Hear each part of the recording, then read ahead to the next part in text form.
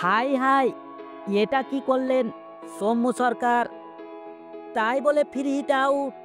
হ্যাঁ দর্শক, অনেকেই বলতে পারেন ফ্রি হিট আউট হয় আবার কিভাবে, কিন্তু এখানে যে সৌম্য সরকার রান আউট হয়েছে, গ্যালারিতে রীতিমতো স্তব্ধ হয়ে গেছে ভক্তরা। পাওয়ার প্লে শেষ ওভারে বোলিং করছিলেন খালেদ। খালেদ আহমেদের পঞ্চম ডেলিভারিটি ছিল নো বল। ফ্রি হিট বলটি পায় সৌম্য সরকার, আর ফ্রি হিট বলে ঘটে যায় এক আপত্তিকর ঘটনা।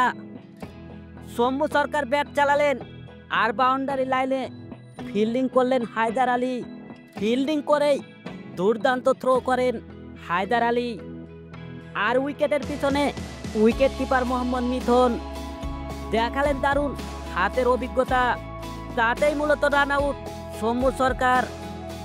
কেননা সৌম্য সরকার অনেক গুটি গুটি পায়ে দৌড়িয়ে যাচ্ছিলেন, খুব বাজেভাবে আউট হয়েছেন।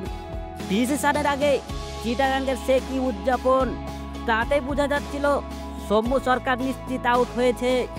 মোহাম্মদ মিথুনের দারুণ স্টাম্পিং, তাতে সৌম্য সরকার রান আউট হয়ে ফিরেন 17 বলে 23 রান করে।